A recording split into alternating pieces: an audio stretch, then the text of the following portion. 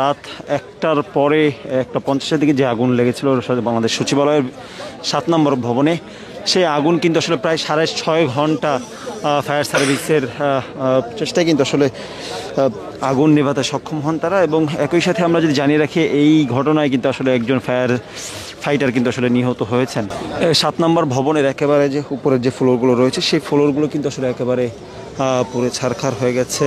সচিবালয়ের বলা যায় যে আসলে গুরুত্বপূর্ণ কিছু জায়গায় কিন্তু আসলে আগুনটি লেগেছে। এই আগুন লাগার ফলে কিন্তু আসলে বেশ গুরুত্বপূর্ণ নথিপত্র আসলে পুড়ে যাওয়ার সম্ভাবনা হয়েছে। আমরা দেখছি এখানে আসলে এই সচিবালয়ের যে আগুনের কাণ্ড ঘটনায় কিন্তু আসলে কিছুক্ষণ পর আমরা দেখছি সচিবালয়ের যে উপদেষ্টা যারা রয়েছেন তারা কিন্তু আসলে পরিদর্শনে এসেছেন। কেউ কেউ আসলে বক্তব্য দিয়েছেন এই ঘটনাকে কেন্দ্র করে আসলে কোনো ধরনের নাশকতা রয়েছে কিনা সেটি নিয়েও আসলে তারা বলেছেন। তদন্ত কমিটি গঠন করা হবে, সেই কমিটি গঠন করার পরে কিন্তু আসলে ব্যবস্থা নেওয়া হবে। আসলে যদি কোনো ধরনের নাশকতা থাকে সেই ধরনের আসলে ব্যবস্থা কিন্তু নেওয়া হবে। বর্তমান যে পরিস্থিতি আসলে লক্ষ্য করছি, এখানে আমরা দেখছি বিজিবি সহ বিজিবি, সেনাবাহিনী, পুলিশ এবং অন্যান্য যে আইন শৃঙ্খলা রক্ষাকারী বাহিনী যারা রয়েছেন তারা কিন্তু আসলে এই সচিবালয়ের সামনে উপস্থিত রয়েছে।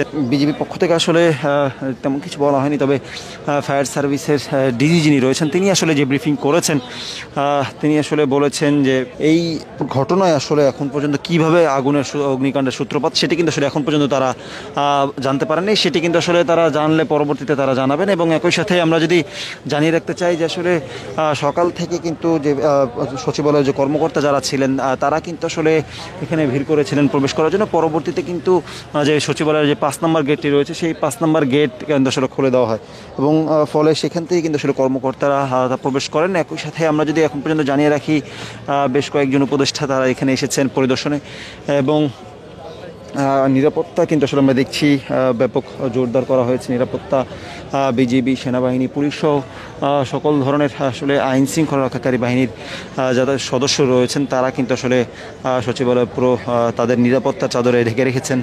আমরা যদি জানিয়ে রাখতে চাই আসলে সচিবালয়ের ভেতরে আসলে পরিদর্শনে এসে স্বরাষ্ট্র উপদেষ্টা জাহাঙ্গীর আলম চৌধুরী আসলে তিনি বলেছেন যে একটি তদন্ত কমিটি গঠন করা হবে এবং পরবর্তীতে সেই তদন্ত কমিটির রিপোর্ট অনুযায়ী কিন্তু আসলে তা কোনো ধরনের নাশকতা থাকলে সেটি কিন্তু আসলে যথাযথ ব্যবস্থা নেওয়া হবে বলে আসলে তিনি জানান।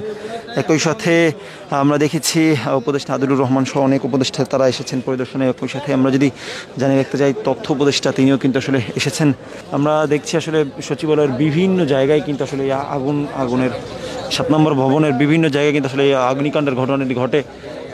একেবারে যেটি আসলে দেখা যাচ্ছে ভেতরে যে কাঁচ যেগুলো রয়েছে সেগুলো কিন্তু আসলে একেবারে ভেঙে গেছে আগুনের যেই তাণ্ডব সেটিতেই। আমরা যদি আরেকটি বিষয় জানিয়ে রাখতে চাই যে আসলে সচিবালয়ে কিন্তু যারা কর্মকর্তা কর্মচারী যারা রয়েছেন তারা কিন্তু এসেছিলেন, তা পরবর্তীতে তাদেরকে প্রবেশ করানো হয়েছে ৫ নম্বর গেট দিয়ে।